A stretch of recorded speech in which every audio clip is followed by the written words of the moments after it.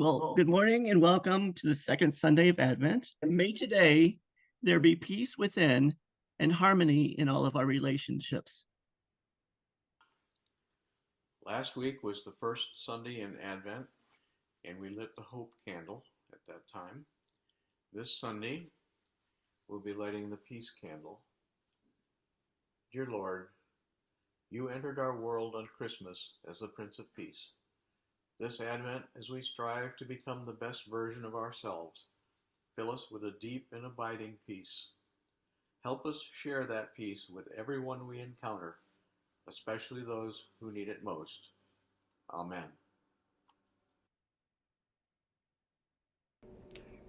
We light the first candle to honor the good and truth to be found in all spiritual traditions.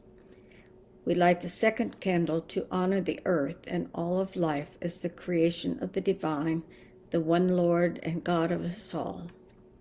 We light the third candle to honor and support the variety of individual paths which together make our one spiritual community. We light the fourth candle to honor and provide an open and safe place for all who seek greater understanding and a life of deepening spirituality.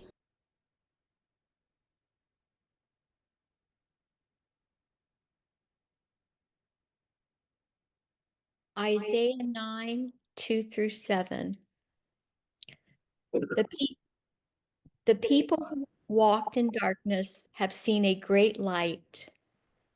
Those who dwelled in the land of deep darkness, upon them has the light shined. You have multiplied exaltation. You have increased its joy.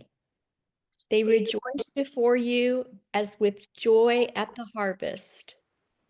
For the yoke of their burden and the bar across their shoulders and the rod of their oppressor you have broken, as in the day of Midian. For all the boots of the trampling warriors and all the garments rolled in blood shall be burned as fuel for the fire. For a child has been born for us, a son given to us. Authority rests upon his shoulders, and he is named Wonderful Counselor, Mighty God, Everlasting Father, Prince of Peace. Great will be his authority, and there shall be endless peace for the throne of David and his kingdom. He will establish and uphold it with justice and with righteousness from this time onward and forevermore. The zeal of the Lord of hosts will do this. And it happened in those days that there came a decree from Augustus Caesar that all the world should be registered. This first registration was made with Quirinius was governor of Syria. Therefore, all went to be registered, everyone to his own city. And Joseph also went up from Galilee, out of a city called Nazareth, into Judea, to the city of David, which is called Bethlehem, because he was of the house and lineage of David, to register as Mary, his betrothed, who was with child. And so it was that while they were there, the days were completed that she should be delivered. And she brought forth her first begotten son, and wrapped him in swaddling clothes, and laid him in a feeding trough, because there was no room for them at the inn. And from our church's teachings, Apocalypse Revealed, number 306. And it was granted to the one who sat on it to take peace from the earth. This symbolizes the abolition of charity, spiritual security, and inner rest. Peace symbolizes everything, whatever, that comes from the Lord. And so everything pertaining to heaven and the church and the blessings of life in them. In the highest or inmost sense, these are blessings of peace. It follows from this that peace means charity, spiritual security, and inner rest. For when a person abides in the Lord, the person is at peace with the neighbor, which is a state of charity. And he has protection from hell, which is spiritual security. And when he is at peace with his neighbor and has protection from hell, he enjoys an inner rest from evils and falsities. All right, well, here we are in the second Sunday of Advent. And the word Advent, as we might know, means coming or arrival. And for some, it is also a spiritual practice of preparing for Christmas or the birth of Jesus. This is a time of waiting and anticipation, bringing the promise of hope, peace, love, and joy. And is usually followed by a big celebration. But before that, we must prepare the way. Practicing Advent means that we should actually take steps to create a safe and loving heart. This is a time to examine our lives on a deeper level, to read, to meditate, to pray, and to open ourselves up, creating a space where the Lord can be born within us. It is not enough to know about Advent. We need to actually do Advent. This puts God in the center of our lives as we do this.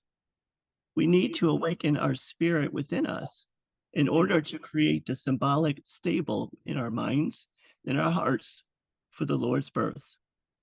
How else can we truly listen and hear God's voice when it is drowned out by the constant chatter, worrying, criticizing, and all that goes on in our heads on a daily basis?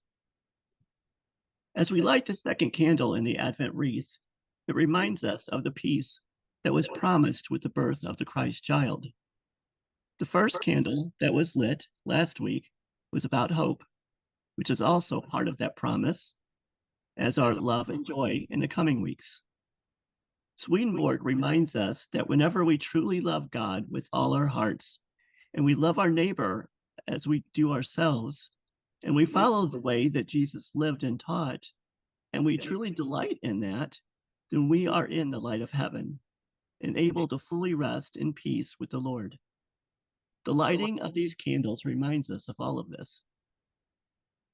So I just recently discovered that St. Francis of Assisi created the very first nativity scene ever. I just discovered this, and I think that is so cool. He loved Christmas so much that he thought we should celebrate it every day. He created the nativity scene using live animals even, as he also believed that the animals too could worship and did worship the Lord in all of his glory. St. Francis wanted everyone to experience what it might have been like at the Lord's birth, so he created this nativity scene. He even wanted to light up the trees.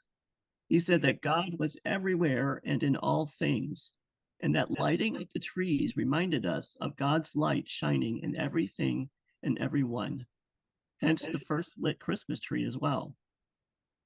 It was cause for celebration to know that God loved us so much that he made himself so small enough as a baby to come down here to be with us and reveal himself to us in the smallest and weakest form. Knowing, having been born to a young, poor couple that had no place of their own, and as they looked for lodgings for the night, they were turned away and told there was no room at the inn for them. And so the baby, the Lord, was born in a manger among lowly farm animals. St. Francis saw this as the ultimate act of love and cause for celebration. Even the lowliest, poorest, and weakest of us are worthy of God's love, mercy, and presence. Christmas is all about welcoming the inner light. It's a reminder to open our hearts more every day to the divine light. Swedenborg tells us that the birth of Christ was about light and love coming into the world. It can be time for rebirthing of our own inner light as well. So lately, I have been in the process of packing and purging. I was told by my landlord that she was ready to put her ducks in a row, so to speak, and she wants to sell the house that I rent from her. Now, it makes sense. I'm not angry or upset. She's older. She lives out of state, as does her family. And I was kind of expecting this would happen at some point when I moved here. So she told me that I would need to start looking for a place to live, another place to live. I rent a small house from her currently, and I do have an apartment lined up, but it will be moving. I'll be moving into an even smaller space than I live in now, which is why the purging is happening. I have some time to get this done, which is good. I find that change that I don't create myself seems to be a bit harder for me to adjust to. I've had to reevaluate my stuff.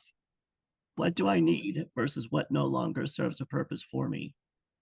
I have to think about the amount of space I am scaling down to, and how is this move going to affect my geriatric cat? How will I get my stuff hauled up to an upstairs apartment? I have all this stuff going on in my head, in my mind, and it keeps me awake some nights also. At my age, I'm 61. I don't want to keep moving about. I thought that I would have a forever home at this point in my life that I could just retire in at someday. Along with all the stress and the worries, though, I find that there has been a small sense of liberation or freeing as I let go of extra baggage and stuff that I really don't need anymore. I love the idea of minimizing my life, although I find it to be a bit of a challenge, as I have always been a collector and a pack rat. So I've been thinking about all these things during this Advent season. And as I prepare myself for this move, both materialistically and mentally, I have been giving a lot of thought to this process of waiting, letting go, and just opening myself up for the mystery of what is yet to come. For me individually, and for all of us collectively, because we are all going through this turmoil together on a national and global level, with fears and traumas going on in various ways, as well as in our own inner private journeys as well. Advent is deeply intertwined with the journey of spiritual awakening and transformation. It is a call for us to awaken to the divine presence in the present moment, to cultivate an openness to God's ongoing incarnation within ourselves and the rest of the world around us. This season is a liminal time, a threshold between what has been and what is yet to come, inviting believers into a sacred space of waiting, surrendering, and hope. With the Advent season upon us, we are also looking towards the winter solstice, and that is a threshold between seasons, as well as between death and life, adding to this liminal space that we find ourselves in. The winter solstice is December the 21st. It is the longest night of the year, a doorway between what has been and what is quietly emerging. Both the solstice and the Advent season are gentle invitations to pause, to step out of the rush of our daily lives, and to explore the stillness of winter, creating space to release the old and welcome the returning light and something new to be born within us. As I look deep within my own self, I'm asking, what can I give up internally? What can I or will I surrender to God to clear space for something new? We all hang on to our emotional baggage for too long sometimes. Past traumas, childhood wounds, grudges, opinions, or certain belief systems that just don't work for us anymore. I feel like I want to clear these things out of my mind and heart as well, to open myself up for something else. This is what we are supposed to be doing, right? Making room in the inn of our hearts, minds, and souls. Making room for the Christ child to be born within us again and again. And recognizing this divine spark within the world around us, like St. Francis did in all things. When we learn to do this without fear, then we too will be able to rest in the peace of the wild things. The divine essence chose to be born as a baby in a stable to poor parents. Swedenborg tells us that this was part of the divine design, just as it is part of the design for God to be born in each of us. The divine design is for people to prepare themselves to accept God. As they prepare themselves, God enters them as if they were coming within to their own dwelling and his own home. It is a law of the divine design that the closer and closer we come to God, the closer and closer God comes to us. When we meet, God forms a partnership with us. As I pack up my stuff, sorting and deciding what to keep and what to get rid of, it gets nostalgic at times, going down memory lane. But how long does one need to keep this old stuff? And why? It is amazing how fast we accumulate stuff. We do the same thing internally as well, collect stuff that piles up on us and inside of us. As I think about these things that we hang on to, especially the negative things that bring about a certain darkness in our lives that we may not even be aware of until we have finally let it go. That is why it feels freeing or liberating. We have finally opened ourselves up to receive the light.